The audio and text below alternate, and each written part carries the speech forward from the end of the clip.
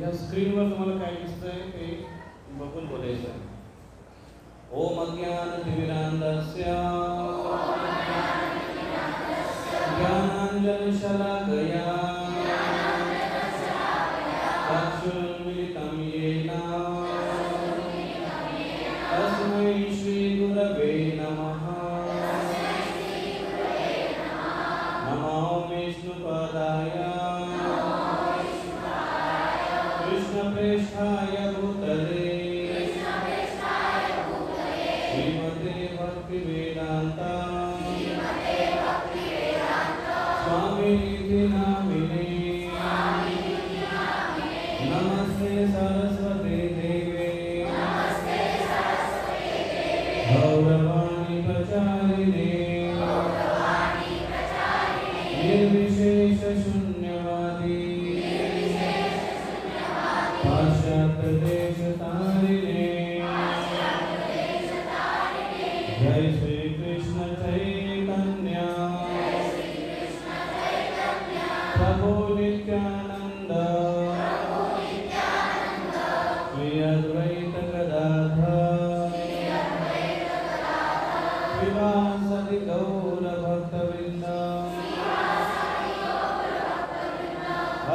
कृष्ण कृष्ण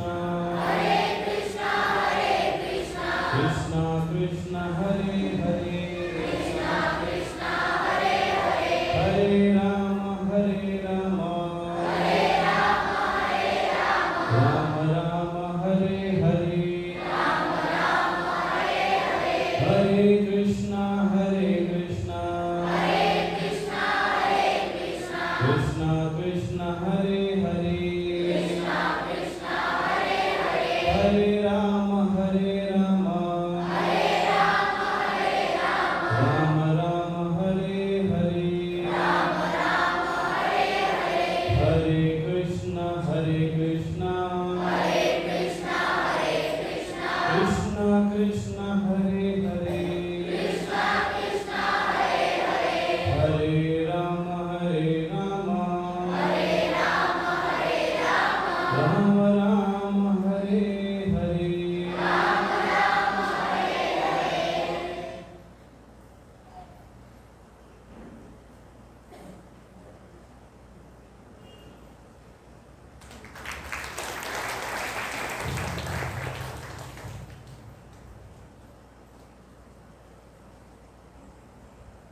हरे कृष्णा। यहाँ पर कोई ऐसा है जिसको मराठी नहीं समझ में आती है? हाथ ऊपर कर सकते हैं। जिसको मराठी नहीं समझ में आती है हाथ ऊपर करिए। कुणाला मराठी समजत नाही त्याने हात वर करा। सबको समझ में आली मराठी? तर तुमचं सर्वांचं खूप खूप खूप खूप स्वागत आहे या कार्तिक महिन्याच्या विशेष कार्यक्रमामध्ये। माझा आवाज सर्वांना येत असेल असं मी अपेक्षा करतो। समजतं मी काय बोलतोय? मागे तिकडे माताजी, इकडे मागे प्रभूजी, सुधाकर प्रभूजी, समजते सर्वांना? ओके। तर हा कार्तिक महिना आहे। कार्तिक महिना कोजागिरी पौर्णिमा ज्याला म्हणतो आपण, शरद पौर्णिमेपासून सुरू होतो असं आपल्या शास्त्रामध्ये असं वर्णन आहे। आणि ह्या महिन्यामध्ये सगळे भक्त एकत्र येऊन भगवंतांचं गुणगान करणं, श्रवण करणं आणि भगवंतांना दीप अर्पण करणं याचं खूप महात्म्य आहे। आणि त्यांची किती शक्ती आहे याच्याविषयी आज आपण चर्चा करू। आणि ते प्रत्येकाने कसं करायचं असतं घरी याच्याविषयी पण चर्चा करू। आणि कार्तिक महिना हा किती महत्त्वाचा आहे आपल्या सर्वांसाठी आणि आपल्याला काय देऊन जाणार आहे ते पहिलं पाहिजे नाही का? काय मिळेल आपल्याला कार्तिक महिन्यामध्ये याच्याविषयी आपण चर्चा करू। पण कुठलीच गोष्ट फ्रीमध्ये मिळत नाही एवढंच माहिती तुम्हाला सर्वांना, आहे की नाही? जास्तीत जास्त डिस्काउंट ऑफर असतो, 50% डिस्काउंट ऑफर, पण 50% तरी भरावं लागतं की नाही? त्याचाच कार्तिक महिना हा डिस्काउंट ऑफर आहे आणि याच्याविषयी पण थोडीशी चर्चा करू। Glories of Kartik month.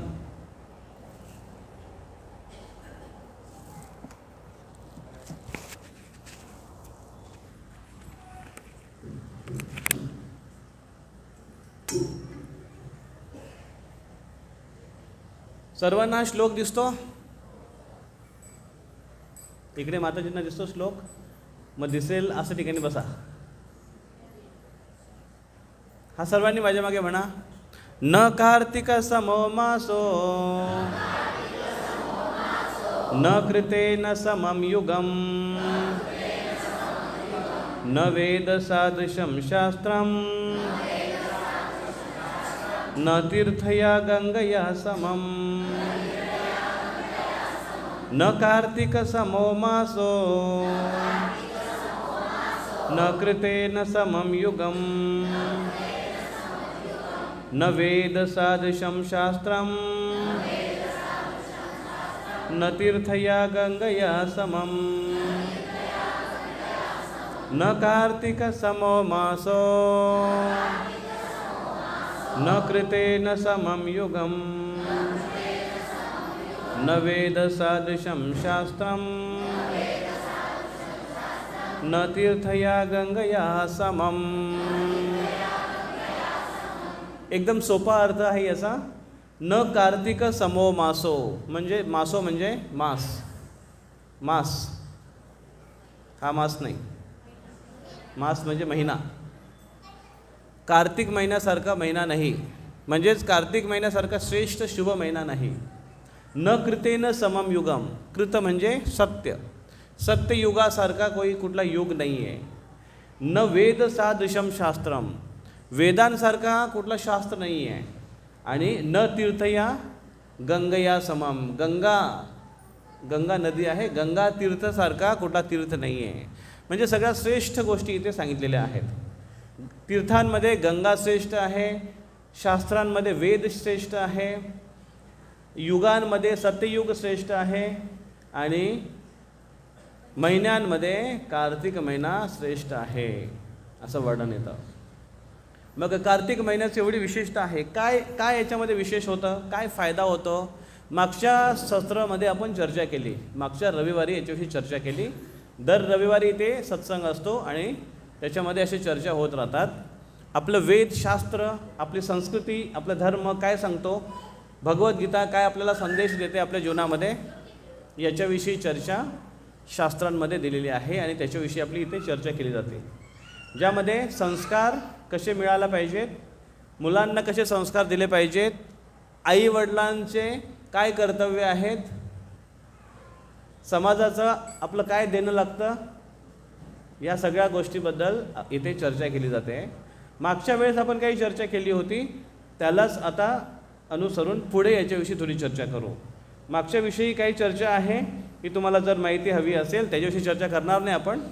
जर तुम्हाला माहिती हवी असेल तर यूट्यूबवर हे व्हिडिओ आहेत, इस्कॉन जामनेर यूट्यूब चॅनल आहे, त्याच्यावर तुम्ही ते लेक्चर ऐकू शकता. हे याच्यावर आपण चर्चा मागच्या वर्षी केली होती आणि हा श्लोक पण आपण घेतला होता, आठवतं तुम्हाला. दीपेनापि यत्रासो प्रियते हरिर ईश्वरः सुगीतम च ददामीत एव परदीप प्रबोधनात. हा श्लोक घेतला होता मागच्या वेळेस, नाही घेतला होता, ठीक आहे, नाही घेतला होता हा श्लोक. दीपेनापि यत्रासो प्रियते हरिर ईश्वरः सुगीतम च ददामीत एव परदीप प्रबोधनात. दीपचं महत्त्व काय आहे ते सांगितलेलं आहे. कार्तिक महिन्यामध्ये भगवंतांना दिवा लावण्याची विशेष प्रयोजन आणि विशेष महात्म्य आहे. या महिन्यात भगवंतांना दीप लावलं जातात. तुपाचा, देशी घी किंवा जो पण घी मिळेल आपल्याला, जे पण तूप मिळेल, तिकडे बेस, जो पण घी आपल्याला मिळेल, डालडा तूप नाही, गाईचं तूप, वनस्पती तेल नाही, गाईचं तूप, हे जेव्हा आपण लावतो भगवंतांना, दिवा लावतो, त्याचे काय महात्म्य सांगितलेले. दीपेनापि यत्रासो प्रियते हरिर ईश्वर, भगवान विष्णू ईश्वर यांना विशेष प्रिय आहे दीप लावणं भगवंतांना.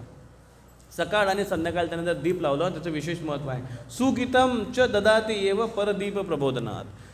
आणि हेच दीप आपण जर इतरांना लावण्यासाठी मदत करतोय, मार्गदर्शन करतोय किंवा स्पॉन्सर करतोय, दान करतोय, त्याचा लाभसुद्धा आपल्याला सांगितलेला आहे. काय लाभ आहे. मागच्या वेळेस आपण अश्वमेध यज्ञाविषयी चर्चा करत होतो, हे लक्षात आहे. अश्वमेध यज्ञ करण्यासाठी किती सामर्थ्य, किती शक्ती आणि किती धन संचय लागतो, किती पैसा लागतो.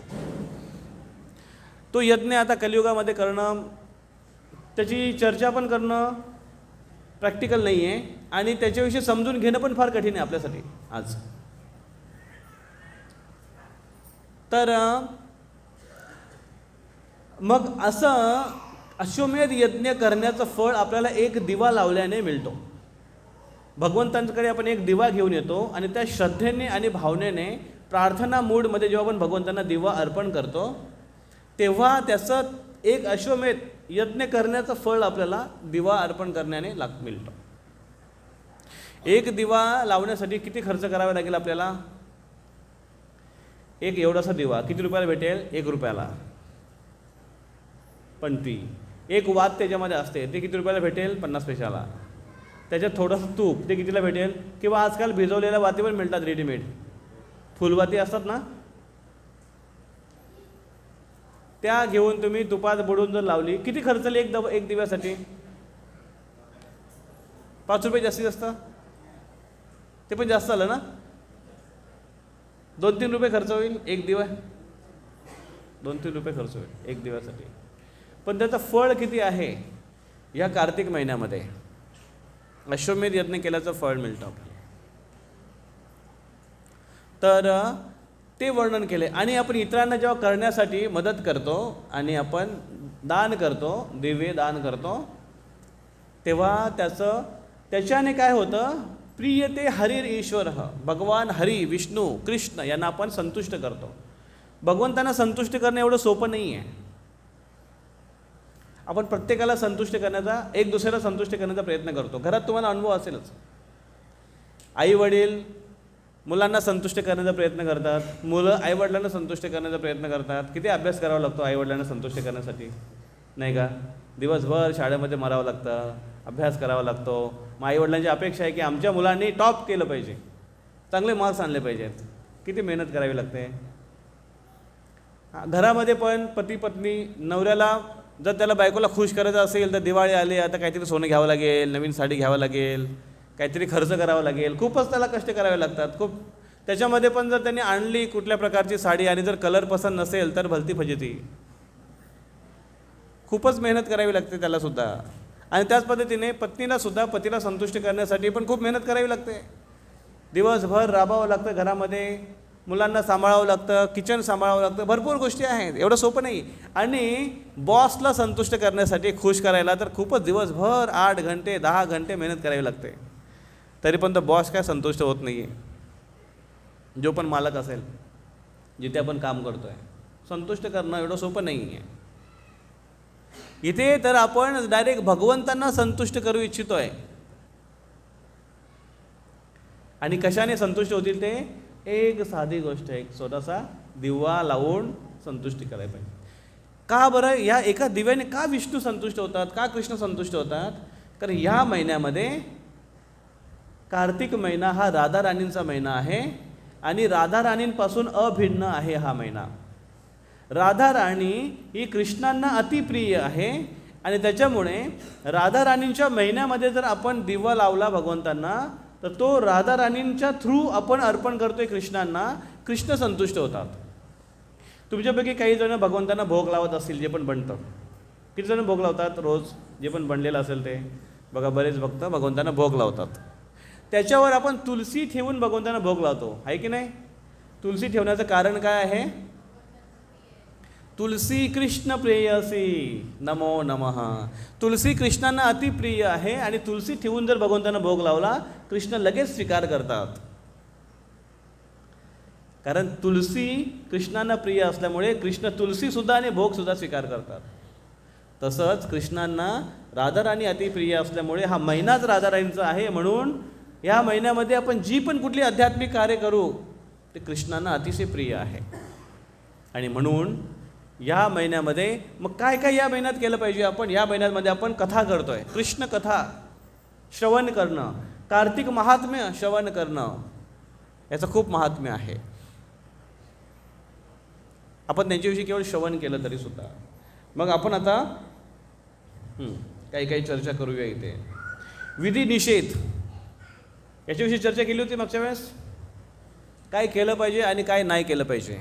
ठीक आहे, याच्याविषयी पण आपण थोडी चर्चा करू.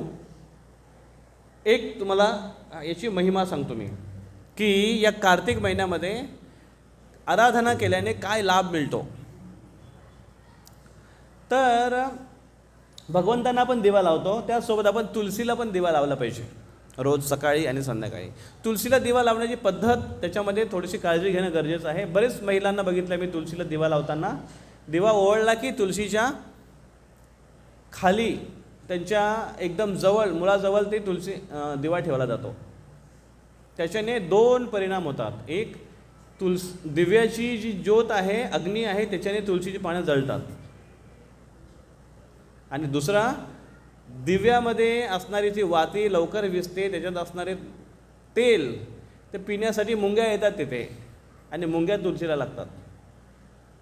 मग आपण जर सेवा करायला जातो, संतुष्टी करायला जातो, पण होतात आपल्याकडून अपराध, आणि ते अपराधसुद्धा काउंट केले जातात. मागे आपण याच्यावर चर्चा केली होती, तुम्हाला जर आठवत असेल, की जर आपण सेवा करण्याच्या उद्देशाने गेलो, भगवंत भावाचे भुकाचे आहेत, बरोबर आहेत ना, भावाने आपण, प्रेमाने आपण भगवंतांना अर्पण केलं, भगवंत स्वीकार करतात. पण अर्पण करण्याची पद्धती पण आहेत. आपण योग्य पद्धतीने अर्पण केली तर त्याचा सही परिणाम होतो. जसं आता एखादा मुलगा जर प्रेमाने जर वडिलांना काही देत असेल तर वडील संतुष्ट होतील की नाही? का? वडिलांचं मुलांवर प्रेम आहे. वडील पण भावाचे भुकेलेले आहेत मुलांच्या प्रती. आजकाल मुलं असे आहेत ना की बस आई वडिलांचं ऐकतच नाही आहे. बाप म्हणतो ए इकडे रे, तो 4 पावलं पुढे जाईल पण मागे फिरून बघणार नाही. आणि बऱ्याच आई वडिलांची आज कंप्लेंट अशी आहे की मुलं ऐकत नाही सांगू नो. त्यांना किती त्यांना सांगा पण ऐकत नाही मुलं आज. हा मोठा प्रॉब्लेम आहे. मग जर एखादा मुलगा विचार करेल की माझा बाप जो आहे, वडील आहेत ते भावाचे भुकेले आहेत, मी फक्त मनामध्ये असे चिंतन केलं पाहिजे की माझा 1 नंबर आला आणि पप्पा संतुष्ट व्हा तुम्ही, का मी मनामध्ये माझा भाव आहे की माझा 1 नंबर आला. चालणार आहे ते? चालणार नाही. ते नुसता भाव 1 नंबरचा होऊन चालणार नाही. भावामध्ये परीक्षा पास होणं चालणार नाही, प्रत्यक्ष पण लागेल. तर तसं भगवंत भावाचे भुकेले आहेत नक्कीच, पण काही विधी निषेधसुद्धा दिलेले आहेत, त्याचं पालन करणं गरजेचं आहे. म्हणून तुलसीला दिवा. तर 2 मित्र होते, ते यात्रा करत होते, पिलग्रिम चालले होते. ते तीर्थयात्रेला भ्रमण करता करता करता एका ठिकाणी येऊन थांबले. ते एकाचं नाव होता सुमेध आणि एकाचं नाव होता हरिमेध, दोघेजण. आणि खूप मोठा प्रवास होता. काश्मीर या साईडच्या, या प्रांताकडचे होते ते. आणि खूप मोठा प्रवास करताना पायी प्रवास असायचा त्या काळी. थकले होते. एका ठिकाणी त्यांनी बघितलं की इथे थोडं थांबावं. एक झाड दिसलं, तिथे ते थांबले. एक बन दिसला त्यांना, तिथे ते थांबले. त्या झाडाखाली बसले आणि याला मागे घ्या कोणतरी.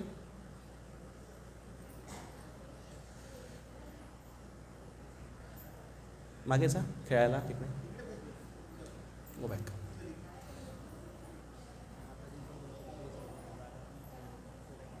पार्किंगचं बस सुद्धा ना, पार्किंग. बस बस बस ठीक. आता हे शेवटचं बरं, याच्या पुढे अजिबात सरकायचं नाही. मी तुमच्या बाजूने आहे. आता तुम्ही एकदम शांतपणे बसा आणि ऐका. आणि प्रबुद्ध लोकांकडे जागाच जागा आहे. तर एकाचं नाव होतं सुमेध आणि दुसऱ्याचं नाव होतं हरिमेध. ते दोघे पण वाटसरू यात्रेला चालले होते. एका ठिकाणी थांबले जिथे एक मोठं झाड होतं आणि त्याच्या खाली बसले ते सावलीसाठी. आणि बाजूला एक वन होतं, वृंदावन होतं, तुलसी वृंदावन होतं. तर तिथे त्यांनी विश्राम केला. आणि तिथे थांबल्यानंतर त्याच्यात जे एक जण होते ना, तर त्यांनी तुलसीला प्रणाम केला. आणि तुलसीला प्रणाम केल्यानंतर सुमेध, हरिमेध त्याला विचारत आहे की हे काय करतो तू? सुमेधने प्रणाम केला तुलसीला आणि तुलसी गार्डन, तुलसी वृंदावन त्याची त्यांनी परिक्रमा केली. हरिमेध त्याला विचारतो की तू हे काय केलं आणि का केलं? आणि त्यांनी सांगितलं की ही तुलसी आहे आणि तुलसीचं वंदन केल्याचं विशेष महात्म्य आहे.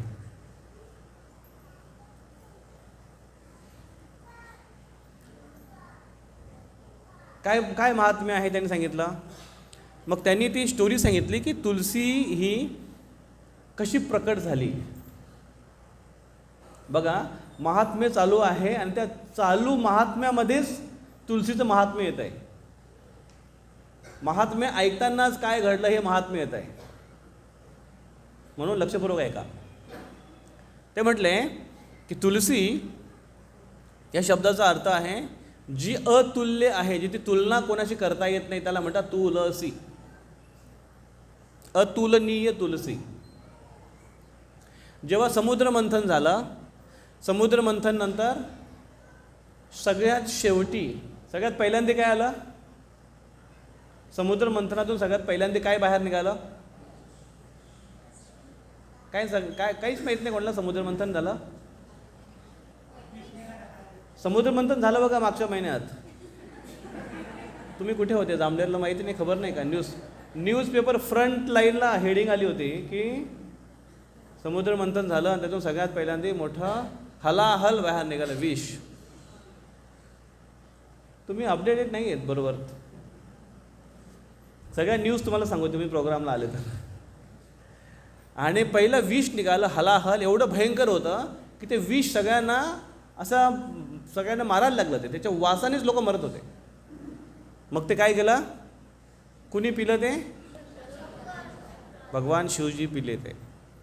आणि मग त्याच्यानंतर नवरत्न बाहेर आले आणि विविध देवतांनी काही असुरांनी घेतले ते.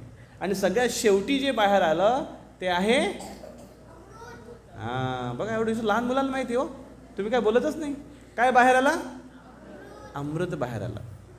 अमृत नाही बरं का, अमृत नाही. अमृत माहिती आहे ना, पेरूला पण अमृत म्हणतात. अमृत बाहेर आलं, अमृत, नेक्टर. आणि जसं अमृत बाहेर आलं, अमृत कलश घेऊन बाहेर कोण प्रकट झाले, धन्वंतरी. जे देवता प्रकट झाले त्यांचं नाव आहे धन्वंतरी. आयुर्वेदाचे देव आहेत ते, भगवान आहेत ते आयुर्वेदाचे. ते खरे आयुर्वेदाचार्य आहेत. ते बाहेर आले अमृत कुंभ बाहेर घेऊन. आणि तो कुंभ जेव्हा बाहेर घेऊन ते बाहेर आले आणि त्याने या भौतिक सृष्टीकडे जेव्हा बघितलं, या भौतिक सृष्टीकडे बघितलं की ही भौतिक सृष्टी भगवंतांनी जी बनवलेली आहे, या सृष्टीमध्ये एवढे ताप आहेत आणि एवढे विचित्र प्रकारचे आजार आहेत. आणि ह्या आजारांवर मात करण्यासाठी हे अमृत हे सगळ्यात शक्तिशाली एक औषध म्हणून आहे. आणि या पतित जीवांकडे बघून त्यांना करुणा आली आणि त्या धन्वंतरी या देवतेतून विविध प्रकारच्या औषधी बाहेर आल्या. आणि ज्या ऑलरेडी ब्रह्माजींनी या सृष्टीमध्ये औषधी निर्माण केल्या होत्या, या सगळ्यांकडे बघून धन्वंतरींच्या हृदय हे पाणावलं, द्रवलं आणि त्यांच्या डोळ्यातून अश्रू प्रकट झाले. बघा, समुद्र मंथन हे सगळ्या समुद्राचा आणि सगळ्या निघालेल्या औषधाचा एक अर्क म्हणून सगळ्यात शेवटी प्रकट झालेला हे अमृत आहे. म्हणजे ह्या सगळ्या जो प्रकल्प केला मोठा समुद्र मंथन, याचा सगळ्याचा अर्क, सार, समुद्र सगळ्याचं सार आहे हा अमृत. आणि ह्या अमृताकडे बघून धन्वंतरी जे आयुर्वेदाचे देवता आहे, त्यांच्या त्यांचं हृदय पाणावलं आणि त्यांच्या हृदयातून पाणावल्याने त्यांच्या डोळ्यातून जे अश्रू बाहेर आले, ते अश्रूचे थेंब त्या नेक्टर त्या अमृतमध्ये पडलं. अश्रू त्या अमृतामध्ये पडले. आणि ते अश्रू पडल्याने बघा, मनुष्याच्या ज्या भावना असतात ना, भावना, त्या भावनांचं सार म्हणजे अश्रू आहे. दुःख पण खूप असेल तरी अश्रू येतात आणि सुख खूप असेल तरी अश्रू येतात. पण दुःखाचे अश्रू गरम असतात. कधी चेक करून बघा. घरात जर कोणाला राग आला असेल तर जा त्याच्याकडे, त्याचा अश्रू असेल तर हे थांब थांब थांब थांब बघू गरम आहेत की थंड आहेत. मग त्याचा राग अजून वाढेल. जेव्हा रागाने अश्रू येतात तेव्हा गरम असतात, जेव्हा प्रेमाचे अश्रू येतात तेव्हा थंड असतात. म्हणजे एखादा व्यक्ती जर कोण तुमच्यावर खूप प्रेम करत असेल आणि त्याच्या डोळ्यातून अश्रू येत असले, खरोखर अश्रू असे चेक करून बघा थंड आहेत का, प्रेम आहे की काय. हे अश्रू हे भावनांचं सार गर्भ आहे.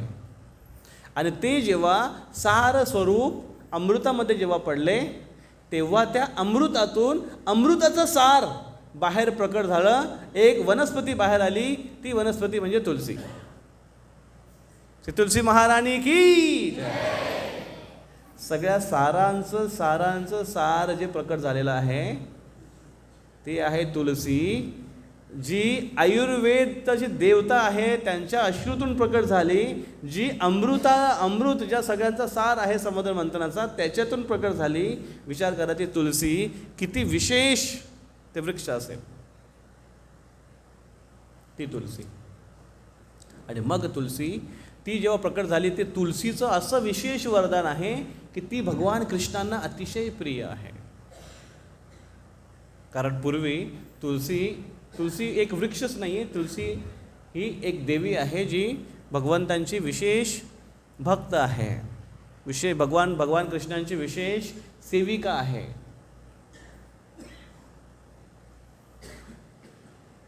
आणि तिला आणि ही जेव्हा ते स्टोरी सांगत होते, कोण सांगतात स्टोरी कोणाला?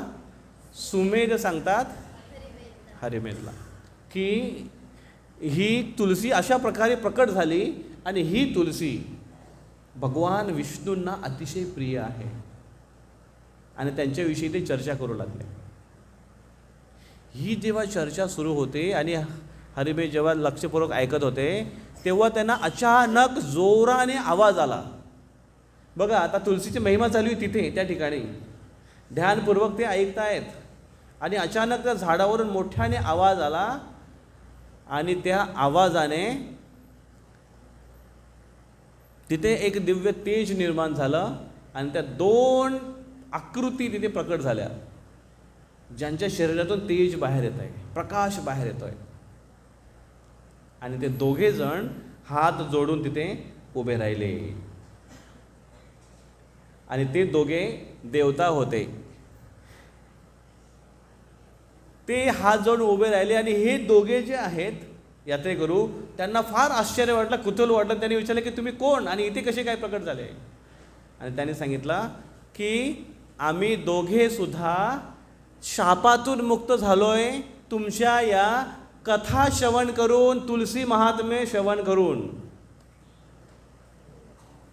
तुलसी महात्म्य कथा, तुलसी प्राकट्याची कथा श्रवण करून ते शापातून मुक्त झाले. दोन असुर जे लक्षपूर्वक ऐकत होते. कोण होते हे? मग यांनी विचारलं दोघांनी की तुम्ही कोण आहात, तुमचा परिचय द्या. तेव्हा त्यांनी सांगितलं, त्यातले एक देवता म्हणाले की मी आस्तिक आहे. आस्तिक, नास्तिकवाला आस्तिक नाही, त्याचं नाव आस्तिक होतं. मी आस्तिक आहे आणि मला लोमश नावाच्या ऋषींनी शाप दिला होता. लोमश नावाचे एक ऋषी आहेत, माहीत तुम्हाला? त्यांच्याबद्दल जर तुम्ही ऐकलं असेल, लोमश नावाचे ऋषी, त्यांच्या अंगावर खूप खूप खूप केस आहेत. त्यांच्या अंगावर खूप केस आहेत आणि त्यांना वरदान असं आहे ब्रह्माजींचं की त्यांच्या अंगावरचा एक केस पडेल. केव्हा पडेल? ब्रह्माजीच्या एका दिवसात. त्याला एक कल्प म्हणतात. म्हणजे किती वर्ष? आपले किती वर्ष झाले? ते आपले करोड वर्ष झाले. तेवढ्या वर्षाने एक त्यांच्या अंगावरचा केस पडेल. आणि असे त्यांच्या अंगावर खूप केस आहेत, जसे आपल्या डोक्यावर आहेत ना तसे त्यांच्या अंगावर खूप केस आहेत. आणि असे जेव्हा त्यांचे सगळे केस पडतील तेव्हा त्यांचा मृत्यू होईल. हे आहेत लोमस ऋषी. एकदा काय झालं, लोमस ऋषी आपल्या भजनामध्ये मग्न होते. बाहेर झाडाखाली बसून भजन करत होते आणि ध्यान लावत होते भगवान विष्णूंवर. त्यांचे शिष्य काहीतरी करताना त्यांना आवाज आला, ठाक ठाक ठोक ठोक आवाज आला त्यांना. मग त्यांनी विचारलं की अरे मग शिष्यांनो काय करताय तुम्ही?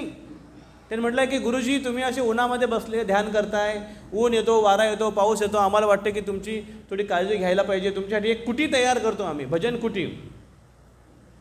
ते लोमसजी म्हणतात, अरे जीवन क्षणभंगूर आहे, व्यर्थ वेळ वाया घालू नका, जीवन क्षणभंगूर आहे, भगवंतांचं भजन करा आणि भगवंतांचं नाम जपा. हरे कृष्ण कृष्ण कृष्ण हरे हरे, हरे राम राम राम हरे. हे कोण सांगता? लोमस ऋषी. काय सांगतात? वेळ खूप कमी आहे, वाया घालू नका. त्यांचं आयुष्य किती आहे? आणि आपण म्हणतो की भरपूर टाईम आहे हो, काय करताय हो तुम्ही? काय नाही, बस टाईमपास. हातात मोबाईल घेऊन थोडासा टिक टिक टिक टिक. काय करताय? काय नाही, बोर झालोय, थोडा टाईमपास करतोय. अमेरिकेत त्याला काय म्हणत माहिती आहे का? No I just killing my time. Killing my time. टाईमला काय किल करतो बाबा? तुलाच टाईम किल करणार आहे.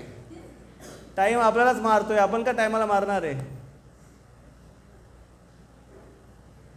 आणि हे लोमस ऋषी जेव्हा ते ध्यान करत बसले होते तेव्हा हे जे आस्तिक आहेत ते आपल्या देवता आहेत ना, स्वर्गातले देवता आहेत, ते अप्सरांसोबत फिरत होते, वनविहार करत होते, मौज मजा करत होते, त्यांच्यासोबत पिक्चरचे गाणं गात होते. आणि असं करताना लोमस ऋषी बसले होते आणि हे वर तिकडे गंमत करत होते. ते अप्सरांच्या केसातले जे फुलं आहेत आणि पर्ल्स, काय मोती, माळांची मोती, ती त्यांच्या गळ्यातून आणि डोक्यातून पडले या लोमस ऋषीच्या अंगावर आणि त्याच्यामुळे त्यांची ध्यान त्यांचं भंग झालं. आणि त्यांनी बघितलं की हे कोण असे उद्योग करतोय, हे जंगलामध्ये मोती आले कुठून. आणि त्यांनी जेव्हा बघितलं की हे देवता आहे, त्यांना एवढे पण कॉमन सेन्स नाही आहे की इथे पूजा अर्चा केली जाते आणि इथे येऊन हे असे उद्योग करतायत. आणि म्हणून त्यांना शाप दिला. काय शाप दिला? ब्रह्मराक्षस हो. आणि तो ब्रह्मराक्षस झाला. त्याच्यानंतर दुसरे एक मुनी होते आणि ते मुनी म्हटले, दुसरा देवता होता त्याचं नाव मुनी. त्यांनी सांगितलं की मला पण शाप मिळाला होता की मी माझ्या गुरूंची सेवा करत होतो आणि सेवा करताना गुरूंनी मला एक आज्ञा केली की हे कार्य कर, ही सेवा कर, आणि मी त्यांच्याकडे दुर्लक्ष केलं. मी त्यांना म्हटलं की ठीक आहे, नाही करून घे.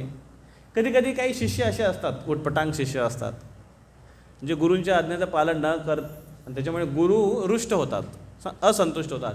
कधी कधी गुरु आपल्या शिष्याला शिकवण्यासाठी त्याला दंडित पण करतात, जेणेकरून तो जास्त मोठे अपराध करू नये म्हणून.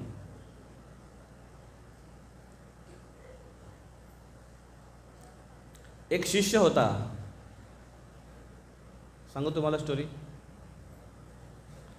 तो आपल्या गुरूंसोबत यात्रेला चालला होता. मग गुरुनी म्हटलं की मला असिस्ट कर, मदत कर, आणि मी थोडासा वयस्कर आहे, म्हातारा आहे, तर तू जवान आहेस, माझ्यासोबत राहा आणि मदत कर मला. मग त्यांनी एक घोड्याची व्यवस्था केली आणि घोड्यावर गुरुजींना बसवलं आणि शिष्य मागे चालत चालला. चालता घोडा थोडा फास्ट चालत होता आणि त्यांनी काही जे सामान घेतलं होतं घोड्यांवर लादलं होतं, त्यातली काही वस्तू पडली खाली आणि शिष्य त्याच्या मागे मागे चालला आहे. आणि गुरु म्हणले, अरे मूर्खा, ती वस्तू पडली, ती उचल, सोबत घे ती. आणि तो म्हटलं की अहो पण गुरुजी तुम्ही काय सांगितलं नाही मला काय पडलेली घ्यायची अशी वस्तू. तो म्हणाले, अरे मूर्खा, ही का सांगायची गोष्ट आहे का? पडली वस्तू तर घ्यायला पाहिजे ना, उचल ती वस्तू. मग त्यांनी उचलली वस्तू उचलून चालला सोबत. मग त्यांनी सांगितलं की बघ, घोड्यावर माझ्यासोबत ज्या ज्या काही वस्तू आहेत, ह्या वस्तू जर खाली पडल्या तर त्या उचलायच्या, सोबत घेऊन चालायच्या. मग त्यांनी सांगितलं की हो गुरुजी, मला तुम्ही लिस्ट देता का, काय काय पडलं तर उचलायचं. मग गुरुजीने सांगितलं, बघ आपल्याकडे काय आहे, भगवद्गीता आहे, बुक स्टँड आहे, आपल्याकडे काय ब्लँकेट आहे, आपल्याकडे हे आहे. त्यांनी सगळी अशी लिस्ट तयार केली पडलेली वस्तू उचलायची म्हणून. पुढे चालता गुरुजीच पडले घोड्यावरून. आणि शिष्य लिस्टमध्ये बघतोय की अरे याच्यात गुरुजींनी लिहिलेलंच नाही आहे, उचलायचं की नाही उचलायचं. आणि गुरुजी म्हणतात, अरे मूर्खा, उचल मला. अहो पण गुरुजी तुम्ही लिहिलेलंच नाही याच्यामध्ये की तुम्हाला उचलायचं की काय. असे शिष्य असतात काही कलियुगामध्ये. मग गुरुजी म्हटले, मग त्यांनी उठवलं गुरुजींना, पटकन घोड्यावर बसवलं. गुरुजी म्हणतात की जे पण काय वस्तू घोड्यावर असेल आणि जे ती पडली, घोड्यावरून पडणारी कुठली पण गोष्ट पडली की ती उचलायची. ते बोलले, हो गुरुजी, आता मी शिकलो, आता मी थोडा सिनियर झालो, मला माहीत झालं सगळं. आणि मग घोडा थोडा पुढे गेला. चालता घोड्याने विष्ठापात केली. आणि शिष्य म्हणतो, अरे सगळं काय पडलेलं उचलायचं. आणि तो विष्ठा उचलायला लागला घोड्याची, आणि तो विष्ठा घेऊन आला. गुरुजी हे पडलं. गुरुजी म्हणता, अरे देवा, कसा शिष्य भेटला मला. असे शिष्य नसावे, नाही का. शिष्याने थोडं बुद्धिमान असायला पाहिजे. तर तसा हा जो शिष्य होता तो गुरुजींच्या सगळ्या गोष्टी ऐकत नव्हता आणि त्याने गुरुजींचं अवहेलना केली, आज्ञेचं पालन केलं नाही. आणि गुरुजींनी त्यांना दंडित करण्यासाठी, सबक शिकवण्यासाठी त्याला शाप दिला. तो ब्रह्मराक्षस झाला. गुरुजींची आज्ञा पालन न केल्याने तो ब्रह्मराक्षस झाला. आणि हे दोन्ही ब्रह्मराक्षस त्या झाडावर होते. तुम्हाला माहिती आहे राक्षसांमध्ये खूप फरक आहे बरं का. भूतांमध्ये, भूत माहिती आहेत ना तुम्हाला, भूतांचा परिचय असेल ना, नाही परिचय. अहो आज कलियुगामध्ये नुसते भूतच भूत बघायला भेटतंय. काही भूत दिसतात, काही भूत दिसत नाहीत, बस एवढाच फरक आहे.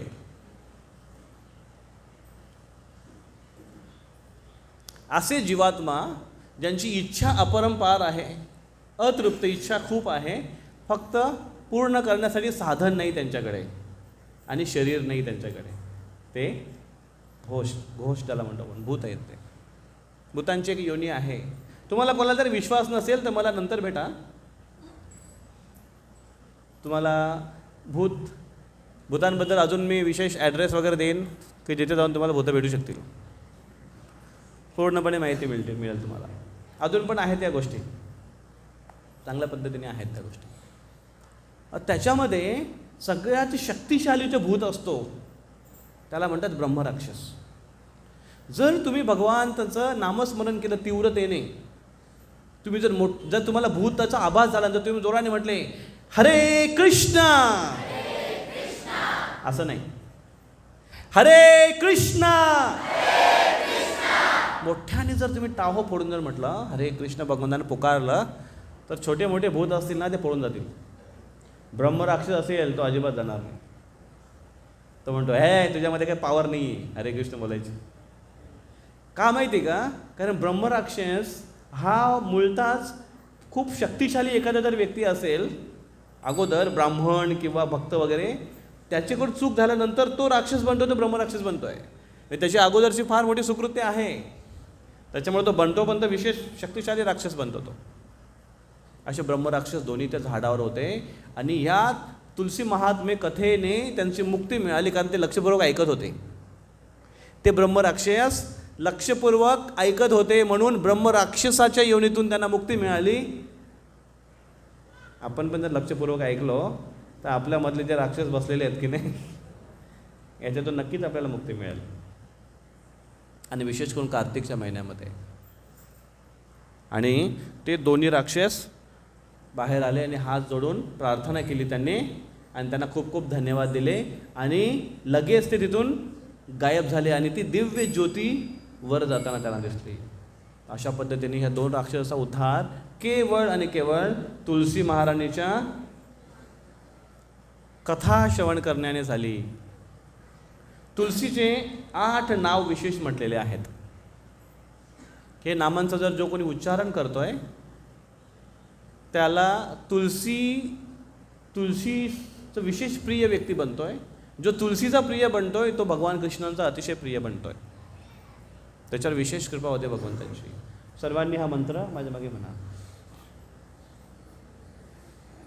हे थोडा प्रॉब्लेम आहे याच्यामध्ये, मला वेळ कमी असल्यामुळे मी त्याला एडिट नाही करू शकलो, पण माझ्या मागे तुम्ही म्हणा. वृंदावनी विश्व पूजिता विश्व पावनी,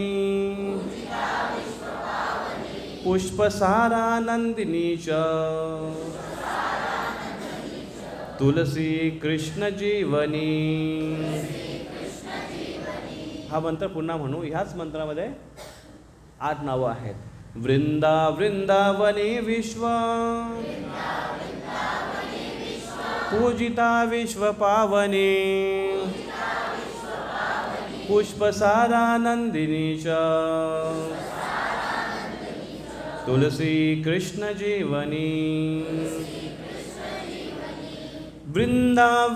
वृंदावनी विश्व पूजिता विश्व पावनी, पुष्पसारा नंदिनी च, तुलसी कृष्ण जीवनी. हां, तर पुढे काय म्हटलेलं आहे? एतद अष्टकचैव श्रोत्र नामार्थ संयुतम यः पठेत ताम च संपूज्य अश्वमेध ॲक्च्युली इथे अश्वमेध फलम लभेत. अश्वमेध यज्ञ करण्याचं फळ त्याला मिळतं जर तो हे नाम उच्चारण करतोय. 8 नाव आहेत तुलसीचे. काय नाव आहेत 8 नाव? वृंदावनी, विश्वपावनी, विश्वपूजिता, कृष्ण जीवनी, नंदिनी, तुलसी आणि पुष्पसारा. या प्रत्येक नावाचा एक अर्थ आहे. वृंदा आणि वृंदावनी हे दोन त्यांचे नाव आहेत, वृंदादेवीचे नाव आहेत. विश्वपावनी हे सर्वांना विश्वाला पावन करते ती. त्याच्यानंतर विश्वपूजिता, पूर्ण विश्व त्याची पूजा करतोय म्हणून विश्वपूजिता. कृष्ण जीवनी, कृष्णांची जीवन आहे ती. तुलसी म्हणजे जिची तुलनाच नाही आहे, अतुलनीय आहे तुलसी. नंदिनी, कृष्णांना आनंद देणारी नंदिनी, कृष्णानंदिनी असं नाव आहे ॲक्च्युली तिचं.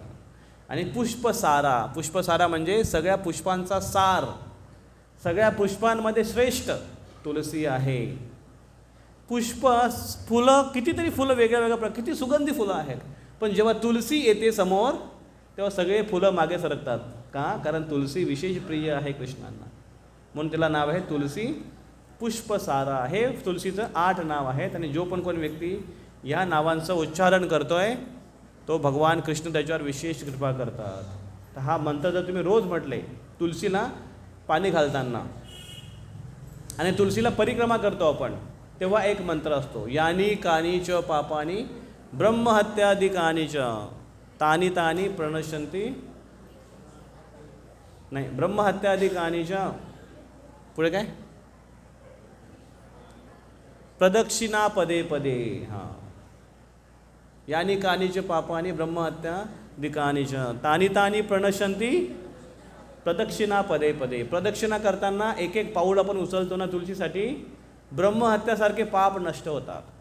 आणि या कार्तिक महिन्यामध्ये जर तुलसीची आराधना करतोय आपण, जळ देतोय आणि दिवा लावतोय, दिवा ओवाळायचा आणि थोडा बाजूला ठेवायचा आणि परिक्रमा करायची तुलसीला पाणी देऊन. तुलसीला पाणी तेवढंच द्या जेवढं आवश्यक आहे. अशा पद्धतीने जर कोण तुलसी सेवा करत असेल, भगवान कृष्णांचा विशेष तो प्रिय बनतो व्यक्ती. एकदा भगवान कृष्ण द्वारकेमध्ये सत्यभामासोबत बसले होते आणि चर्चा करत होते. त्यावेळेस सत्यभामा ही कृष्णाची पत्नी आहे, द्वितीय पत्नी आहे आणि कृष्णाचे विशेष प्रिय आहे. कारण सत्यभामा हे राधा राणीचा अंश मानला जातो. अष्टसखी ज्या आहेत वृंदावनातल्या, कृष्ण जेव्हा द्वारकेला आल्या तर त्या अष्टसखी कृष्णांच्या पत्नीमध्ये एक अंश रूपामध्ये प्रकट झाल्या.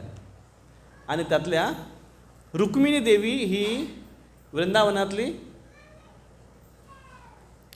काय नाव, चंद्रावली ही अंशरूपामध्ये आहे. आणि सत्यभामा श्रीमती राधा राणी ही सत्यभामेच्या रूपामध्ये आहे, अंशरूपामध्ये आहे. पण मूळ रूप त्यांचा अजून एक जीवात्मा आहे, त्याच्याविषयी चर्चा आहे. तर सत्यभामा चर्चा करते, कृष्णांना म्हणतात की हे कृष्ण, आम्ही असं काय पुण्य केले होते, असे काय आमच्याकडून विशेष आमचे सद्भाग्य आहे, आमच्याकडून असे काय कार्य चांगले घडलेत की जेणेकरून तुम्ही आम्हाला पतिरूपामध्ये मिळालेत. कृष्ण पतिरूपाचे मिळणं म्हणजे, कृष्ण हे कोण आहेत? कृष्ण हे सगळे ब्रह्मांडाचे स्वामी आहेत. कृष्ण हे भगवान आहेत आणि भगवंत पती मिळावं हे फार मोठी गोष्ट आहे. पतीला भगवान मानणं ही गोष्ट वेगळी आहे, पण भगवानच पती मिळणं ही अजून मोठी गोष्ट आहे. काल करवा चौथ होऊन गेला आणि बऱ्याच जणांनी आपल्या भगवानला पूजलं असेल. मला वाटते महाराष्ट्रामध्ये नाही करत ना, कोणी कोणी केलं काल? अरे काही जणांनी केलं उपवास. पतीच्या दीर्घ आयुष्यासाठी, स्वास्थ्य चांगल्यासाठी प्रार्थना करतात पत्नी, भगवंतांना प्रार्थना करतात. तर काल आम्ही मंदिरामध्ये होतो मी होतो संध्याकाळी आणि सगळे भक्त आले होते दीपदान करायला. रोज भक्त येतात, बरेच भक्त येतात रोज भगवंतांना दीप लावण्यासाठी, 100 भक्त येतात. तर असंच मनामध्ये मी विचार केला होता की अरे आज तर हे काय म्हणतात त्याला, हां करवा चौथ आहे. तर आज बघा भक्तगण येतील, काही माताजी येतील, त्या पहिल्यांदा कृष्णांना ओवाळतील, नंतर चंद्राला ओवाळतील आणि नंतर घरच्या चंद्राला ओवाळतील आणि मग भोजन करतील. सुरुवात भगवान कृष्णांपासून होते ओवाळण्याची. तर त्यांच्यासाठी विशेष आहे, एक प्रेमाचं आदान प्रदान आहे आणि त्यांच्यासाठी प्रार्थना पण आहे. तर असं त्यांचं चर्चा चालू होते की असं माझं काय विशेष भाग्य आहे, मी असं काय केलं. तेव्हा भगवान कृष्ण म्हणतात की हे गुणवती, हे सत्यभामे, हे गुणवती. गुणवतीचा अर्थ काय आहे?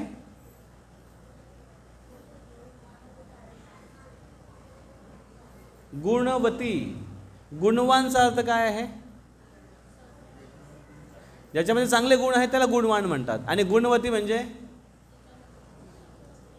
अरे बोला ना, बोलायला काय जातंय? गुण असो की नसो, जिच्या चांगलं गुण आहे तिला गुणवती म्हणतात.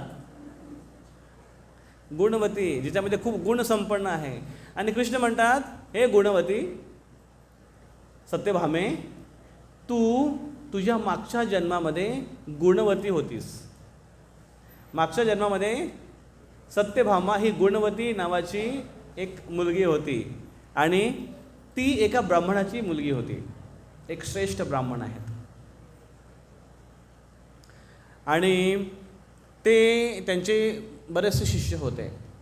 आणि एक विशेष त्यांचे शिष्य होते जे खूप प्रामाणिक आणि खूप कर्तबगार आणि खूप हुशार असे त्यांचे एक शिष्य होते आणि खूप नम्र होते ते आपल्या गुरूंच्या प्रती. त्यांच्यावर गुरूंचं विशेष प्रेम होतं.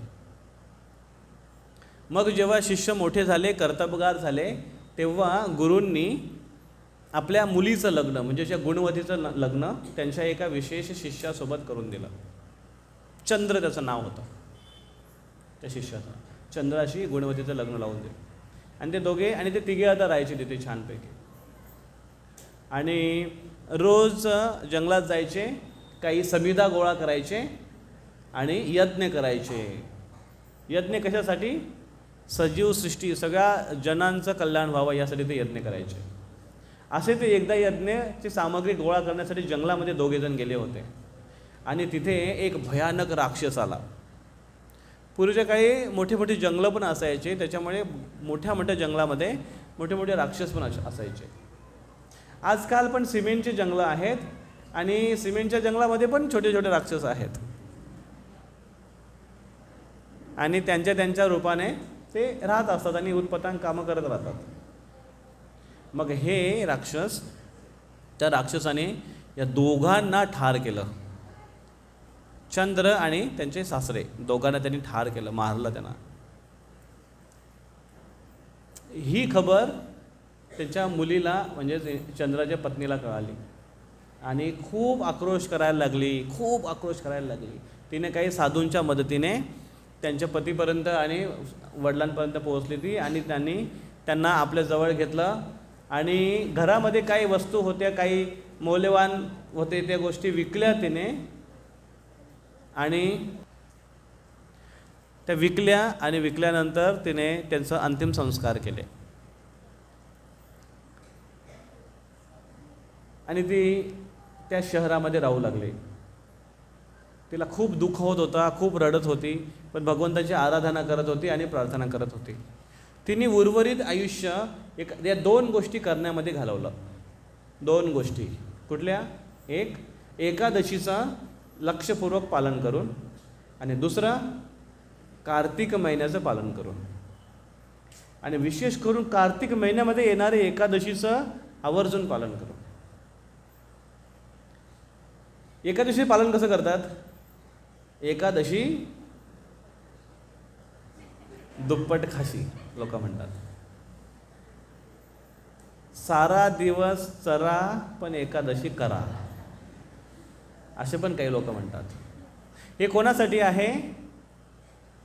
ज्यांना असं वाटतंय की मी जर आज काय खाल्लं नाही तर माझा 1 किलो वजन कमी होईल किंवा मी मरून जाईन किंवा आपल्याला ते जमत नाही बुवा, असे बुवावाले जे आहेत त्यांच्यासाठी आहे. ते सारा दिवस चरा पण बाबा एकादशी करा. ठीक आहे, पण काय चरणार? एकादशीचे फराळचे पदार्थ, साबुदाणा, वरई, भगर, शिंगाडा किंवा राजगिरा असे पदार्थ, शेंगदाणे, या अशा गोष्टीवर. आणि आजकाल खूप निघाले असं. सोयाबीनचं तेल मात्र वापरू नये, शेंगदाण्याचं तेल चालतो. शेंगदाण्याचं तेल जर चांगलं असेल, घाणीतलं जर असेल तर घाणीतलं म्हणजे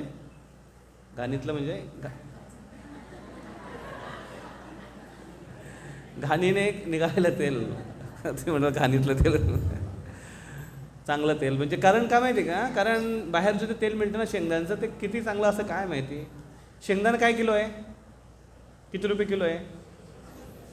120. 130 रुपये शेंगदाणे, याचे दुकानदार आहेत ना आपल्याकडे, 130 रुपये शेंगदाणे आहेत आणि शेंगदाण्याचं तेल काय किलो आहे? 190, 200. आता सांगा 1 किलो शेंगदाण्यामध्ये किती तेल निघेल? अर्धा किलो तरी निघेल का? विचार करा तुम्ही. मग कसा रेट तो आहे, कसा परवडेल त्यांना? मग ते तेल किती शुद्ध असेल? एक लॉजिक आहे फक्त. मग सांगायचा उद्देश असा आहे की एक चांगलं तेल शेंगदाण्याचंच फक्त वापरा आणि एकादशी त्याच्यामध्ये खूप छान छान पदार्थ बनवता येतात जर आपल्याला राहत नसेल तर. जास्तीत जास्त भगवंताचं स्मरण करण्याचा प्रयत्न केला पाहिजे. उपवास, उपवास म्हणजे उप म्हणजे जवळ. म्हणतो ना आपण मुख्यमंत्री आणि उपमुख्यमंत्री. जो मुख्यमंत्र्याच्या जवळ आहे, प्राचार्य उपप्राचार्य, उप म्हणजे प्राचार्याच्या जवळ, तसा उप म्हणजे जवळ, वास म्हणजे निवास करणे. कोणाच्या जवळ निवास करणे? भगवंतांच्या जवळ निवास करणे, त्याला म्हणतात उपवास. कसं भगवंताजवळ निवास करणार? त्यांचं नामस्मरण करून. हरे कृष्णा कृष्ण कृष्ण हरे हरे, हरे राम राम राम हरे हरे. भगवंतांचं स्मरण करून, भगवंतांच्या नावाचं जप करून, त्यांच्या कथा लीला अध्ययन करून, वाचून, इतरांना सांगून आपण अशा पद्धतीने कृष्ण भगवंतांच्या जवळ राहू शकतो, भगवान रामचंद्रांच्या जवळ राहू शकतो. त्याला म्हणतात उपवास. असा एकादशी उपवास त्यांनी नित्यपणे एकदम काळजीपूर्वक काटेकोरपणे केलं आणि कार्तिक महिन्याचं त्यांनी पालन केलं. प्रत्येक वर्षातला एक येणारा कार्तिक महिना आहे तो तिने पालन केला. कार्तिक महिना कसा पालन केला तिने? फार गंभीरतेने. सगळ्यात महत्त्वाची गोष्ट कार्तिक महिन्यात सकाळी लवकर उठणं. लवकर म्हणजे किती वाजता लवकर? सकाळी 8 वाजता उठलो. ते लवकर झालं का? सकाळी लवकर किती वाजता? कमीत कमी 5ला तरी उठलं पाहिजे. लवकर उठणं. उठल्यानंतर सगळ्यात पहिल्यांदी अंघोळ करणं. आता ह्या गोष्टी शिकवण्यासारख्या आहेत का? या पहिलीला असताना, दुसरीला असताना शिकलोय आपण ना. सकाळी लवकर उठणं, अंघोळ करणं आणि भगवंतांना नमन करणं आणि जप करणं. त्यांच्या नावाचा एक माळा जर तुम्ही जप केला रोज, एकदम सोपा आहे. हरे कृष्ण महामंत्र हा फार शक्तिशाली आहे. किंवा देवाच्या कुठल्याही नावाचा जप करा, राधा कृष्ण राम राम कुठल्याही नावाचा जप करा, फक्त शॉर्टकट मारू नका. राम नाम सोपं आहे, लवकर माळा होईल. मग काय राम राम राम राम राम राम राम राम राम राम राम राम राम राम राम. आता थंडीचा महिना येतोच, कार्तिक महिन्यात थंडी लागेल, थंडी राम राम राम राम रुरु करतोय की राम राम म्हणतो समजत नाही. घाई नको आहे. ध्यानपूर्वक राम राम राम पुकार आली पाहिजे.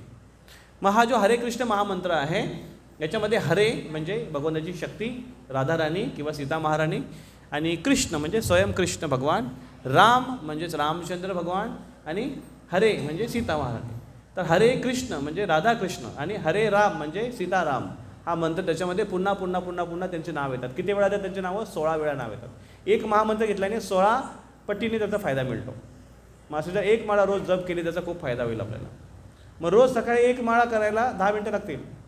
जर आपण रोज एक माळा जप केला, हरे कृष्ण कृष्ण कृष्ण हरे हरे, हरे राम राम राम हरे हरे. जपमाळा ठेवा, एक जपमाळा ठेवा, जप करा. जपमाळा घरामध्ये फक्त एकुलती एक नको. बायकोचं माळा होऊन नवरा वाट बघतोय, तीच झाली की मी करेन.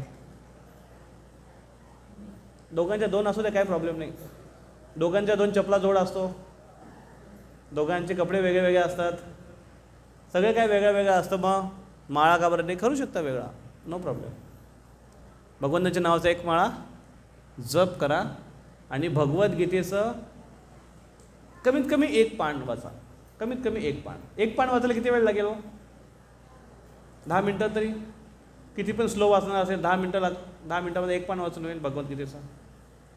रोज 1 पान वाचा 10 मिनटात. रोज 1 माळा जप करा 10 मिनटात. फक्त 20 मिनटं. पण या 20 मिनटाचा परिणाम जर तुम्ही बघाल ना एका महिन्यामध्ये, तर तुम्ही स्वतःच विचार कराल की कायाकल्प. सगळ्यात महत्त्वाचा फायदा तर हा आहे की मन शांत होईल. ज्याला शांत करण्यासाठी जगात कुठला उपाय नाही दुसरा. मन शांत होईल. शरीर शुद्ध होईल, रागावर नियंत्रण होईल. खूप प्रयत्न करतो ना, का हो माझी एकदा सटकली, आता माझी सटकली ना. हां, कधी कधी म्हणतात लोक, आत्ता माझी सटकली. अरे काय, पहिल्यापासून सटकेलेच असतो. काय सटकली ते, त्याला एकाग्र व्यवस्थित ठेवण्यासाठी हे आपल्याला मदत करतं. आणि दुसरा फायदा असा आहे की आपण जी पण इच्छा करू ते पूर्ण होईल. चांगल्याच इच्छा कराव्या, उटपटांग इच्छा नको. एक भक्त होता, शिवजींचा खूप खूप मोठा आराधना करणारा होता तो. आणि शिवजी त्याच्यासमोर प्रकट झाले, अरे मी तुझ्या साधनेवर संतुष्ट आहे, माग तुला काय पाहिजे. आणि तो एकदम खुश, आणि तो मागणार. इतक्यात भगवान शिवजीने म्हटलं, पण माझी एक अट आहे, तू जे मागशील तुझ्या शेजाऱ्याला त्याच्यापेक्षा दुप्पट मिळेल. आता माग.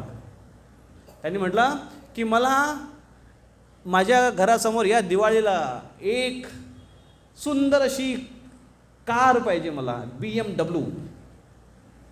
आणि लगेच त्याच्या घरासमोर एक BMW कार, चकचकीत एकदम चमकात. पण त्यांनी शेजारी बघितलं तर त्याच्या घरी BMW 2 कार. तो अरे मी मेहनत करतो आणि याला 2 कार कशा भेटल्या. मग त्यांनी दुसरी प्रार्थना केली की भगवान, या घरात राहून मला कंटाळा आला आहे शिवजी, मला एक सुंदरसा रो हाऊस बंगला पाहिजे, मोठा ऐशारामाचा बंगला. लगेच त्याचं तो घर गायब होऊन लगेच एक मोठा बंगला त्याचा प्रकट झाला तिथे, आणि घरासमोर BMW कार. पण त्यांनी शेजारी बघितलं 2 बंगले. आता मात्र याला प्रॉब्लेम व्हायला लागला की ह्याला 2 बंगले कसे. मग त्यांनी पुन्हा शिवजींची आराधना केली आणि शिवजी प्रकट झाले. तुला आता काय पाहिजे. शिवजी माझा एक डोळा जाऊ द्या, माझा एक डोळा फुटू द्या. का का एक डोळा फुटू द्या. शेजाऱ्याचे दोन्ही फुटले पाहिजेत ना. भयंकर भगत असतात आजकाल.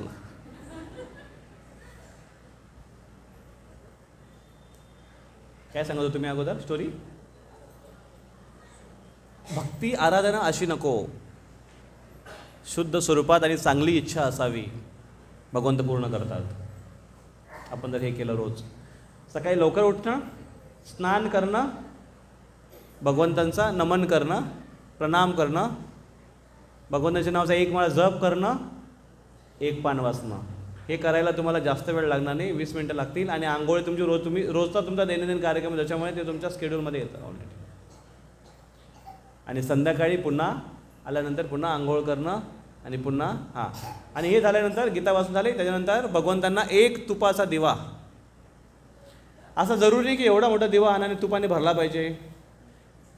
साधी पद्धत दिवा लावायची तुम्हाला सांगतो. आता तुम्हाला सर्वांना दिवे मिळतील इथे. त्याच्यामध्ये एक वात पण मिळेल जी तुपाने भिजलेली आहे. दिव्यामध्ये तूप टाकला तर उत्तम, नाही टाकला तरी पण चालेल. फक्त नुसती वात जरी तुपाने भिजलेली असेल, चांगली भिजलेली पाहिजे. पण नुसता त्या कापडाचा धूर नको देवाला, चांगली तुपामध्ये भिजली पाहिजे ती. आणि ती भगवंतांना ऑफरिंग करायची. रोज सकाळी आणि संध्याकाळी अशा पद्धतीने कार्तिक महिना पालन केला. आकाशदीप लावला जातो. आकाशदीप, कंदील लावतो ना आपण बाहेर, स्काय लॅम्प, आकाशदीप लावला जातो. त्याचं पण विशेष महात्म्य आहे कार्तिक महिन्यामध्ये. मग हे ती आवर्जून करत होती. कोण. गुणवती आवर्जून करत होती. गुणवती अशा पद्धतीने तिने जीवन जगलं. हळूहळू आता वय तिथं कमी होत चाललं, म्हणजे वय वाढायला लागलं आणि आयुष्य कमी होत चाललं. आता थोडे आजारी राहायला लागले. आणि आजारी असताना पण मग कार्तिक महिना आला आणि तिने ठरवलं की नाही, मी कुठल्याही प्रकारचा कॉम्प्रोमाइज करणार नाही, तडजोड करणार नाही, मला पालन करायचंच आहे. आणि तिने आजारी असूनसुद्धा कार्तिक महिन्याचं पालन केलं. भगवंतांची आराधना केली. त्याच्यामुळे त्याचं शरीर थोडं कृश झालं होतं. आणि शेवटच्या वेळी जेव्हा ती आंघोळीसाठी गंगेवर गेली. उपवास आता कार्तिक महिना आता समाप्तीचा वेळ आलेली आहे आणि आता समापन करण्यासाठी जेव्हा ती गंगेमध्ये गेली आणि गंगेत तिने पाय टाकलं आंघोळ करण्यासाठी, पण ते पाणी एवढं थंड होतं आणि ती ऑलरेडी आजारी होती. त्याच्यात पाय जे टाकल्याबरोबर थोडं ती आतमध्ये गेल्याबरोबर तिच्या अंगाला अशी एकदम शिरशिरी सुटली आणि ती थंडावा जो तिने पुढे तिच्या अंगाला तिने असं एक क्रॅम्पसारखं तिला अंग असं झालं, असं एकदम अंग कंपन झालं तिचं आणि त्याच्याने ती खाली पडली पाण्यात. आणि पाण्यात पडल्यावर पूर्ण बॉडी तिची अशी झाली आणि तो भयंकर जो प्रसंग होता तिला सहन झाला नाही आणि तिला एक विशेष दृश्य दिसलं. त्या क्षणी एक दिव्य प्रकाश तिच्या डोळ्यासमोर दिसायला लागला आणि आकाशातून एक तेजस्वी विमान तिच्याकडे येतोय. हा वैकुंठ विमान होता. तो तिच्याकडे येताना तिला दिसला. वैकुंठ विमानामध्ये आणि आपल्या विमानामध्ये हा फरक आहे की त्याला चालवण्यासाठी पेट्रोलची गरज नाही आहे आणि तो आवाज करत नाही आहे, प्रदूषण करत नाही आहे आणि त्याला ड्रायव्हरची पण गरज नाही आहे. तो मनाच्या दिशेने चालतो वैकुंठ विमान. बघायचं असेल तर प्रयत्न करा, नाहीतर मग यम लोकांचं विमान तर असा पण दिसणारच आहे. वैकुंठ विमान बघण्याचा प्रयत्न केला पाहिजे. तो विमान आला आणि ते यमदूतांनी तिला उचललं त्या शरीरातून. ती शरीर तिने त्यागलं, ती मृत पावली आणि तिचा आत्मा बाहेर निघाला आणि त्यांनी दिव्य शरीर, आध्यात्मिक शरीर धारण केलं जे एकदम तेजपुंज चमकणारं होतं. त्याला त्यांनी त्या गुणवतीला त्या वैकुंठ विमानात बसवलं आणि तिला वैकुंठाला घेऊन गेलं. वैकुंठ निवासिनी झाली ती आणि अशा पद्धतीने गुणवती वैकुंठात निवास करू लागली. याच्यानंतर द्वापारयुग येणार आहे. म्हणजे ही घटना जी घडली ही सत्ययुगाच्या शेवटी येणारा द्वापारयुग आहे. द्वापारयुगामध्ये अनाउन्समेंट झाली मोठी, काय, भगवान कृष्ण अवतरित होणार आहेत आणि सगळ्या देवतांना अनाउन्समेंट केली की तुम्ही सुद्धा प्रकट व्हा भगवान कृष्णांना मदत करण्यासाठी, असिस्ट करण्यासाठी. आणि देवतागण विविध प्रकारचे कृष्णाचे ग्वालबालच्या रूपाने प्रकट झाले. त्यावेळेस गुणवती इकडे प्रकट झाली. गुणवतीचे जे वडील होते ते सत्यजित नावाच्या राजाच्या रूपाने प्रकट झाले आणि गुणवती त्यांची मुलगी सत्यभामाच्या रूपाने प्रकट झाली आणि त्यांचे जे पती, काय नाव, चंद्र, ते अक्रूरजीच्या रूपाने प्रकट झाले. आणि अशा पद्धतीने कृष्णाच्या लीलेमध्ये ते सगळे सहभागी झाले. आणि ती सत्यभामा जी गुणवती होती, जी राधाराणीचा अंश रूपामध्ये, राधाराणीचा अंश पण मानला जातो, जिनी कार्तिक महिना आणि एकादशीचं एवढी तीव्रतेने पालन केलं, ती त्या योग्य बनली की ती कृष्णांची या जन्मामध्ये पट्टराणी बनण्याची योग्य तिची बनली.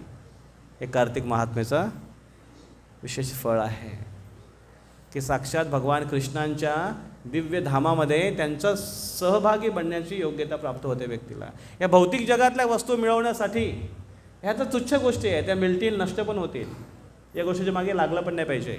ह्या तर मिळतीलच मिळतील. पुत्रम देही, धनम देही, भार्याम देही, पती देही, पत्नी देही, ह्या तर मिळतीलच. या तर साध्या साध्या गोष्टी आहेत. म्हणजे एखाद्या मोठ्या धनाढ्य कोट्याधीश व्यक्तीकडे जाऊन चिल्लर मागण्यासारखं झालं ते. 2 रुपये दे रे, असं झालं ते. नाही, भगवंतांकडे मागायचं असेल तर विशेषच मागलं पाहिजे, कारण भगवंत हे सगळ्यांचे स्वामी आहेत. मग ह्या कार्तिक महिन्याचं जर पालन केलं तर आपल्याला भगवंत विशेष कृपा आपल्याला प्रदान करतील.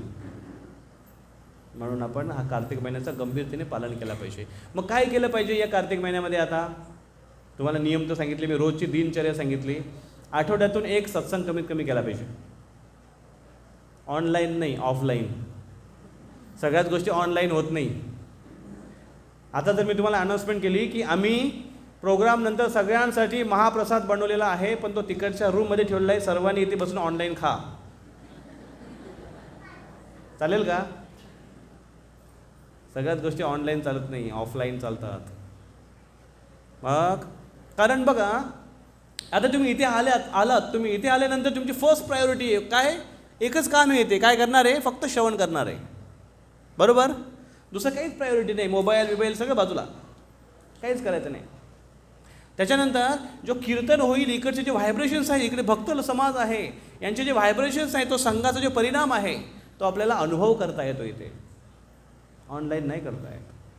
म्हणून सत्संग करणं गरजेचं आहे. तर महिनाभर हा सत्संग चालतो. इथे दर आठवड्याला सत्संग होतो. दर रविवारी संध्याकाळी 7 वाजता, 7 वाजल्यापासून 7 ते 9 सत्संग असतो इथे. त्याच्यामध्ये भगवद्गीतेवर चर्चा असते. भगवद्गीतेच्या एकेका श्लोकाची चर्चा आणि त्याच्यानंतर सर्वांसाठी महाप्रसाद आणि कीर्तन पण असतो. तर तुम्हाला सर्वांना कार्तिक महिन्याची ही शुभ सुरुवात आणि तुम्हाला सर्वांना अभिनंदन आहे की कार्तिक महिना तुम्ही छान पद्धतीने पालन करा.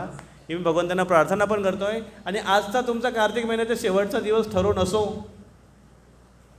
अशी पण मी प्रार्थना करतो आहे. तुम्ही म्हणाल की आज जरा चांगलं आमंत्रण केलं आम्हाला घरपोच. कोणाकोणाच्या घरी पत्रिका आली होती? हात वर करा. पत्रिका आली होती. आणि उद्या जर पत्रिका नाही आली तर पुढच्या प्रोग्रामला नाही येणार का? कधी कधी मंदिरामध्ये भक्त लोक येतात, त्यांना म्हणतात अहो तुम्ही मंदिरात येत नाही. मग लोक काय म्हणतात माहिती आहे का? देव बोलवेल तेव्हा येऊ. म्हणजे किती मोठा माणूस येतो की त्याला साक्षात देवाने बोलवलं पाहिजे तेव्हा तो येईल. मग त्याला म्हणतो अहो देव तो तुम्हाला बोलवणारच आहे नंतर शेवटी. देव बोलवण्याच्या अगोदर या, नाही तर एकदा त्यांनी बोलवलं की मग बोलवायची गरजच नाही. मग शेवटचं बोलवणं होईल ते. मग त्या बोलवण्याची वाट बघावी का? त्याच्या अगोदरच आपल्याला जायला पाहिजे भगवंतांच्या कथा श्रवण करण्यासाठी. कार्तिक महिन्यासाठी, कार्तिक महिना श्रवणमध्ये कथा श्रवण करण्यासाठी. तर दर आठवड्याला इथे कथा होत असते. तुम्हा सर्वांना विनंती आहे की तुम्ही या. आता दर रविवारी ही कथा असते. आज शनिवारी हा प्रोग्राम अरेंज केला आहे. उद्या रविवारी नाही आहे, कारण उद्या रविवारी दुसऱ्या ठिकाणी प्रोग्राम आहे. आपण शनिवारी घेतला हा प्रोग्राम. पुढच्या रविवारी कार्यक्रम होईल. पण पुढच्या रविवारचा कार्यक्रम दिवाळीमध्ये सगळेजण बिझी राहतील ना. किती तारखेला दिवाळी आहे? 21. पण प्रिपरेशन कधीपासून चालू होईल? पुढच्या 19ला रविवार आहे. 19 तारखेला रविवार आहे. किती जण रविवारी येतील 19 तारखेला? सांगा बरं मला.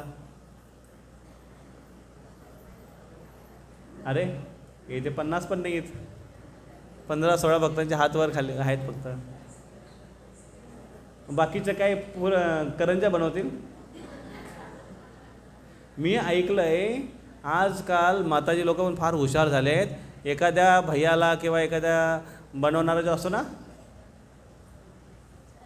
काय म्हणतात त्याला, आचारी, त्याला देतात की हे बनव आणि त्या तिथेच बसतील, गप्पा आणतील. तेवढ्या वेळात तुम्ही घरी बनवणार असतं.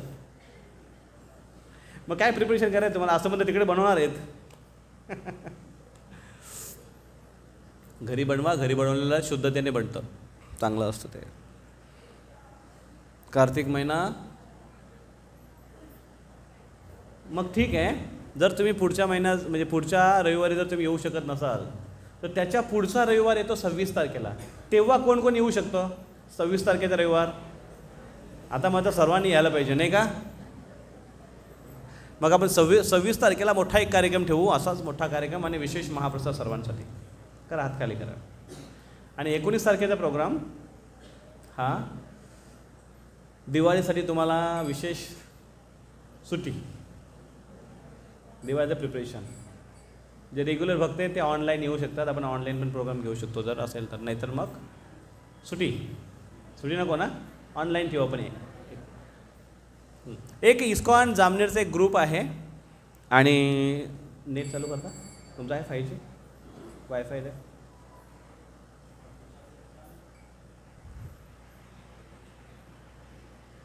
कोणा चालू आहे?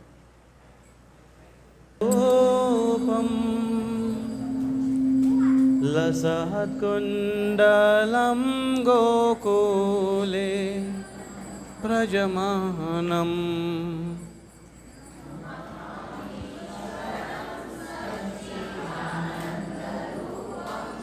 लाईट का चालू केली? बंद कर लाईट.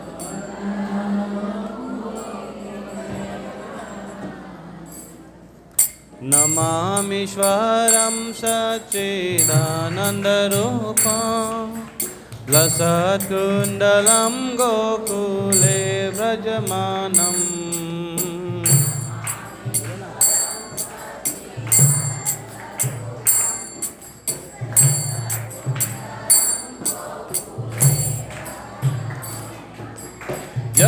क्रोधाभियो लोकलधवमानं परामृष्टमत्यन्ततो धृतगोप्या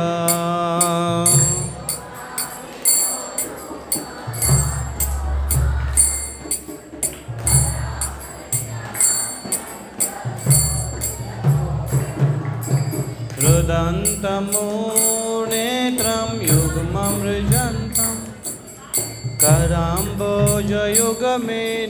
सातङ्कनेत्रम्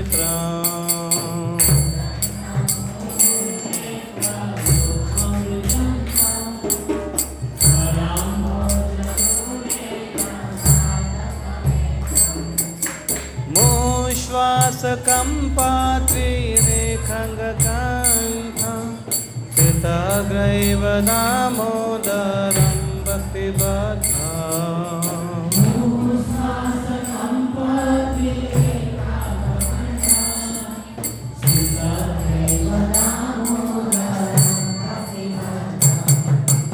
इति दृक्स्वलीलाभिरानन्दकुन्दे स्वघोषां निमज्जन्तमाख्यापयन्तां बोलो म्हणा सर्वांनी मोठ्याने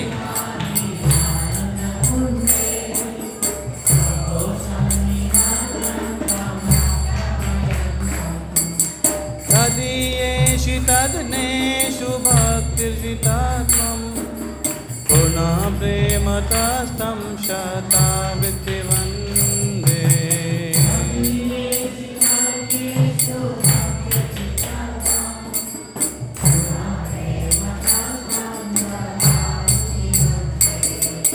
वरं देवमोक्षं न मोक्षं बधिं वा न जाने मृणेऽहं वरेशदपीह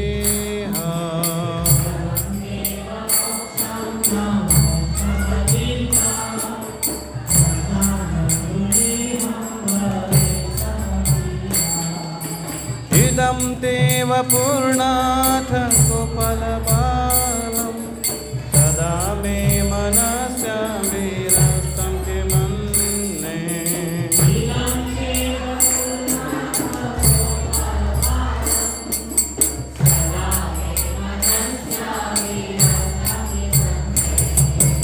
इदं ते मुखाम्भोजम् अत्यन्तनीले कृतं कुन्तलै स्निग्धरक्तस्य गोप्या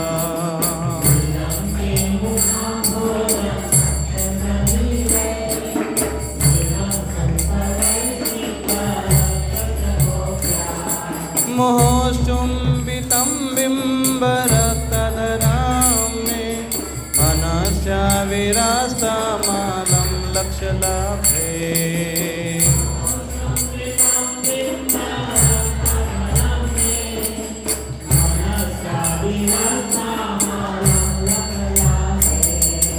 नमो देव दामोदरानन्त विष्णु प्रसीद प्रभो दुःखजालविमग्नम्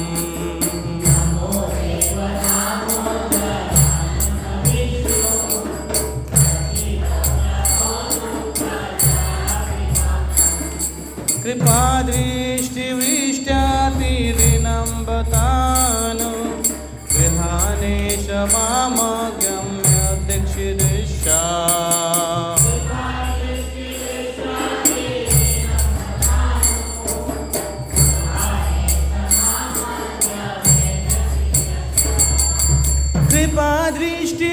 कृपादृष्टिवृष्ट्यातिदिनं बतानु गृहाणेश मामगम्य दीक्षिदिशा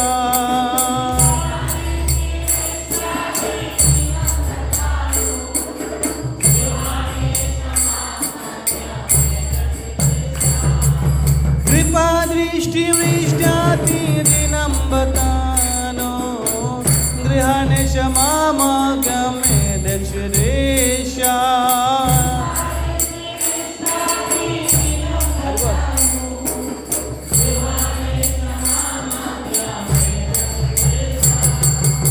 कुबेरात्मजौ बद्धौ मूर्तैव यद्वा भयमोचितौ भक्तिभजकृतौ च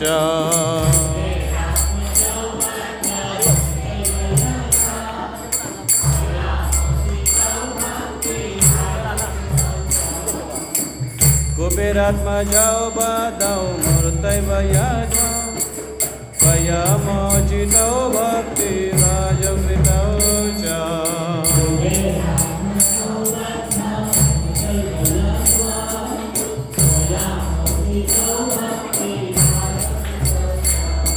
तथा प्रेम भक्तिं स्वकाम्ये प्रयास अमोक्षे गृहो मिस्ति दामोदरेह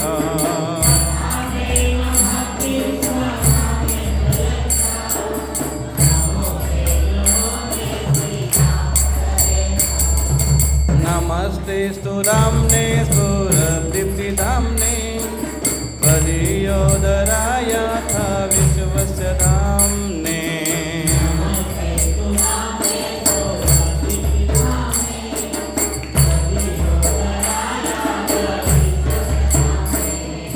नमो राधिकायै त्वदीयै प्रियायै नमो अनन्तलीलाय देवयतोभ्याम्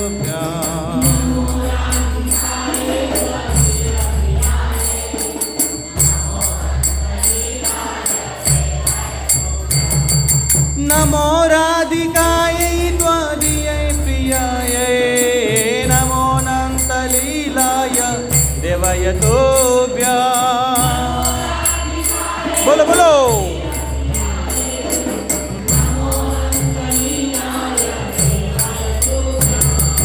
नमो राधिकायै त्वदीयै प्रियायै नमो अनन्तलीलाय देवयतोभ्याम्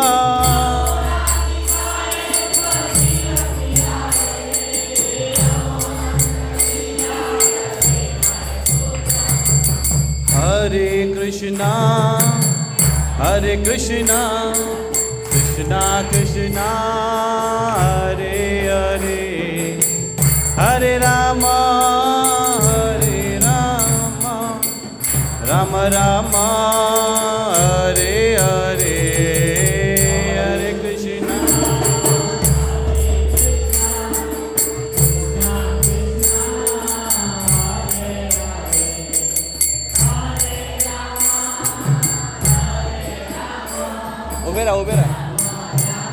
उभे रहा हरे कृष्णा उभे रहा हरे कृष्णा कृष्णा कृष्णा हरे हरे हरे राम राम राम हरे हरे हरे कृष्ण बोलो सर्वांनी म्हणायचंय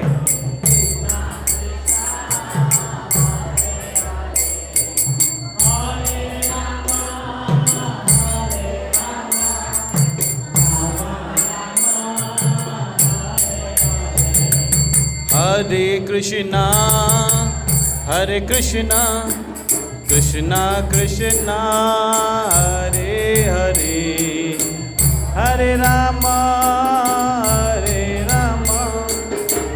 राम राम हरे हरे हरे कृष्णा सर्वांनी म्हणा कीर्तन करा